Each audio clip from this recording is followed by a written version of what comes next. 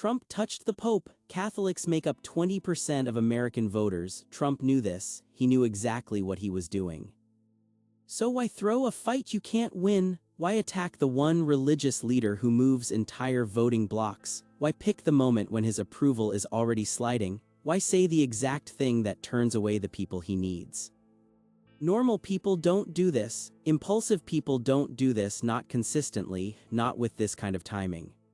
So either Trump is stupid or something else is happening, and if something else is happening, it's not what we think. Usually this reads one way. Trump is impulsive. His emotions come before his thoughts. When someone touches his ego, he attacks. It doesn't matter who it is. The Pope is no exception. He saw a chance to fight and he took it. Consequences be damned. This is how we've learned to read him. This is how the media explains it. This is what makes sense if you believe the story that Trump just does what he feels like doing.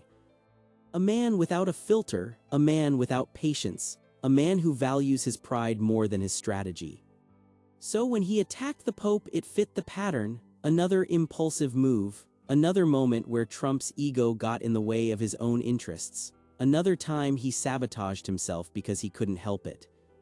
We've seen it 100 times, or so we think. But there's something strange about this.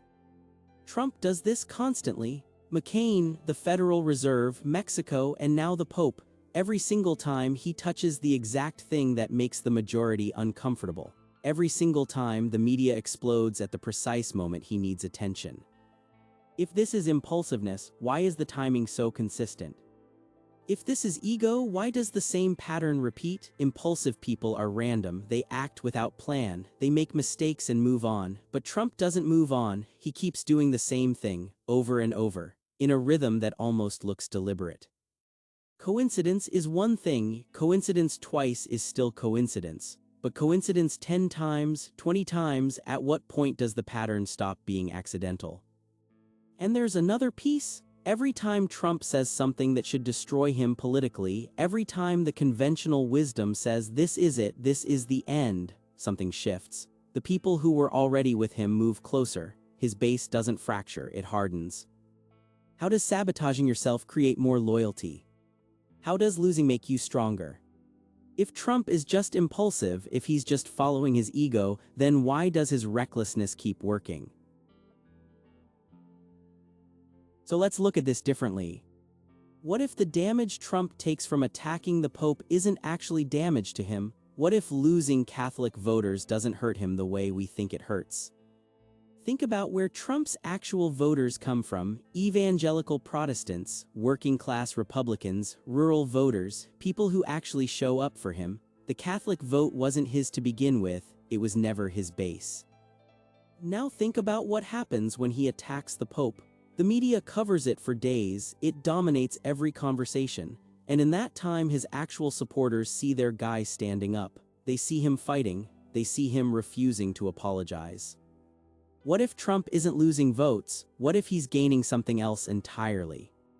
What if the cost of the fight doesn't actually land on Trump? What if it lands somewhere else and Trump gets to keep the benefit? This isn't about Trump's personality anymore. This isn't about whether he's impulsive or controlled. This is about where he stands. This is about what he has to lose and what he has to gain. So here's the real question. If Trump could say something that costs him nothing but gains him everything with his actual base, why wouldn't he say it? Trump's real voting base is evangelical Protestants, not Catholics. The Catholic vote was never part of his calculation, so when Catholics leave, Trump doesn't feel it. It's like a basketball coach ignoring the opinion of baseball fans. They were never his audience. But here's what does happen. When Trump attacks the Pope, that statement goes up on social media. Within 24 hours, it's on every news channel in America. Cable news runs it on repeat. Late-night shows talk about it. The entire country is having one conversation, and that conversation is about Trump. Trump knows exactly where this button is. He knows what happens when he pushes it. He's not guessing, he's not hoping, he's read this script 100 times. And while the media is focused on Trump fighting the Pope, something else is happening to his actual supporters. They're watching their guy refuse to back down. They're watching him stand against the institution everyone said he should respect. They're watching him fight someone powerful and not apologize. Every time the backlash gets bigger, the loyalty gets stronger. The division between us and them gets clearer. His people move closer to him, not further away. The criticism he receives doesn't touch him directly. It lands on the media, on the left, on the people who say he should know better. But Trump, he's already moved on to the next thing. He's already won what he needed to win. This is what happens when the cost of the fight doesn't land on the person throwing the punch. The fighter walks away, everyone else is still bleeding. When you don't pay the cost of the fight becomes strategy. Most people think of fighting as mutual damage. You throw a punch, you might get hit back. You say something dangerous, you might lose something in return. The risk makes the action real. But what if the risk lands somewhere else? What if you can throw the punch and someone else absorbs the damage? What if you can make the statement and your base actually gets stronger from it while your opponents get weaker?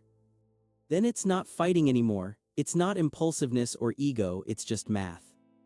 The person in that position isn't reckless. They're playing a different game entirely. And everyone watching thinks they're crazy because they don't see the board they're actually standing on.